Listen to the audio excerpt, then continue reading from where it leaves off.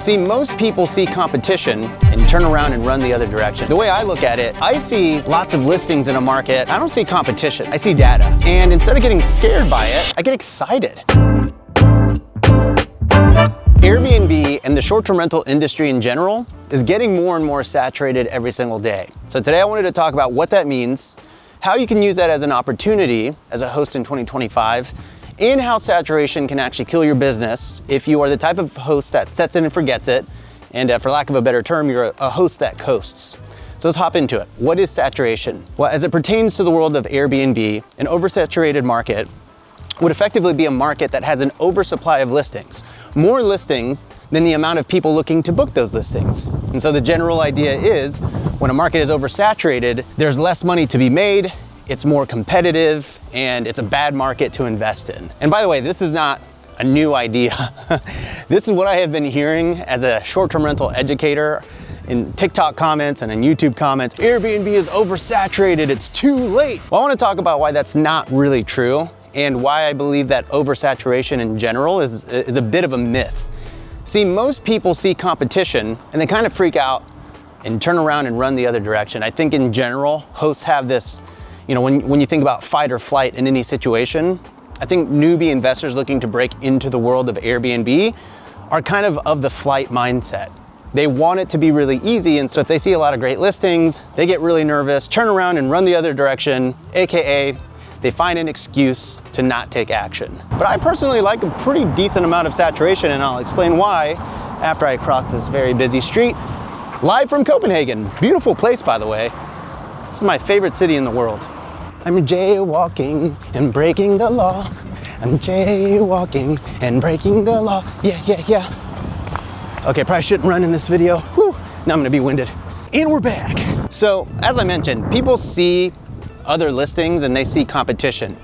The way I look at it, and sort of how I've evolved as a host in the last 8 years since starting this, is I see lots of listings in a market. I don't see competition, I see data. I see what other people are doing well, and I know that by looking at different analytics platforms, like I personally use AirDNA, I can actually look at who is ranking at the top, who's making the most amount of money, and instead of getting scared by it, I get excited because I can take their blueprint, I can take all of the things that they do right and apply that to my personal listing that I'm looking at launching in any given market. So to give you a little bit more of an insight into my personal process, and again, you can use whatever analytics platform you want to use. I use AirDNA, but I'll go into a sub-market, I'll type in the zip code that I'm looking to invest in, and then I will sort by revenue. Now, that's gonna produce a ton of different comps in that specific zip code. So you have to filter all of those comps, right? To make sure that the houses that you're looking at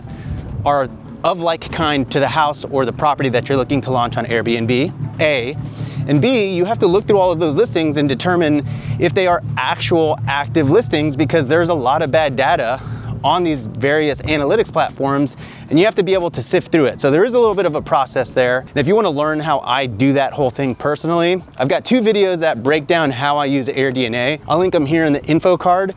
Go check it out after this video so you can kind of see my process. But the short of it is, if I'm looking to launch a 3-bedroom house and I see 100 3-bedroom houses, to me, this is data that I can use to solidify and have a very educated guess on how much my 3-bedroom property is going to make. And so if I am sorting all of these properties by highest revenue to lowest revenue, I can take the top 10, 15, 23-bedroom properties and look for patterns and look through every single listing and look at how they're taking their photos and looking at what kind of amenities they're offering. Do they have lifestyle photos, meaning do they have people in the photography? Do they have some kind of standout amenity like a pickleball court or a sauna or a game room or an arcade? It doesn't matter, it's all gonna be relative to the market that you're in. But if you identify a pattern and see that every single 3-bedroom property has a game room or a theater, then you know you're gonna have to include that at your property to remain competitive and make and achieve the types of revenue levels that they're achieving. The more of these listings and data points that you have at your disposal, the more confident you can be in your underwriting on what this property is going to make. So that's a quick rundown of why I like competition, because I know that I can go in and steal like an artist, if you will, right? Not steal exactly what they're doing, but take the amenities that they have and put my own spin and style on it and do my best to one-up them. That is the recipe for becoming a successful host in 2025. If you are going to invest more than $100,000 in a property, okay, 20% down, tens of thousands of dollars on furnishings, you want data on your side to feel very confident that the money that you're gonna invest will actually yield you a pretty decent return. So I don't really understand why someone looks at oversaturation or looks at a market with lots of listings and runs the other way. Then you've got the opposite end of people that are looking for these hidden, untapped markets. And they find that because a market has very little listings, that they're just gonna come in and totally clean up. And you know what, that is possible because, you know, on one end, there is such a thing as an underserved market, and it is very possible that you could be one of the only, if not the only Airbnbs in a particular market, and you can do very well as a result. But the problem is, when you do that, there is no data, there are no comparable listings, there are no listings that you can pull from to make an educated guess. And so you find a lot of people making decisions on a gut feel. And really the fastest way to lose your ass in this industry in 2025 is to purchase an Airbnb going off of gut feel, okay? That was something we did back in 2017 to 2020.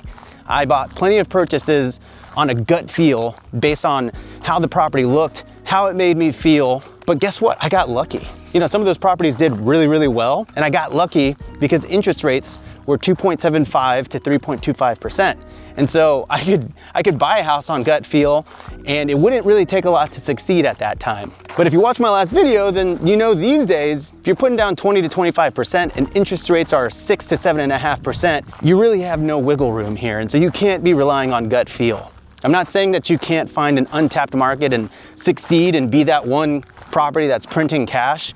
But what I'm saying is when there's no data, okay, when there's literally no saturation in a market, you have no way to assess how much money you're going to make in that market. So it's literally gambling at that point. You are guessing that you'll do well in a particular market. So my philosophy is go where the listings are and go off of the listings when looking to acquire your next Airbnb. It's pretty simple. Now I want to quickly cover when saturation can absolutely kill you as a host.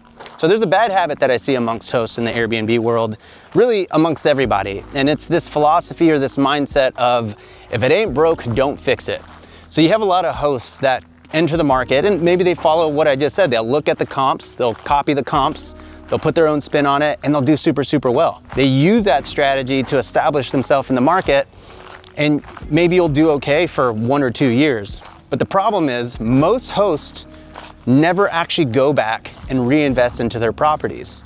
And so what happens is if you enter a market and you created a really awesome listing using the data of all of the other competitors in that market, great, you floated to the top.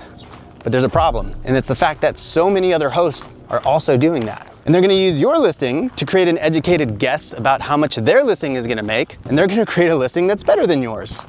So it never really ends. And I've been talking a lot over the last year about reinvesting into your properties, and a lot of people are like, oh, well, Rob, you have to keep reinvesting into your properties. When does it end? Is it just an amenities arms race at this point? My response to that is, well, welcome to Airbnb, welcome to business. There are always people out there trying to kick your ass, and no one cares about your feelings or your listing.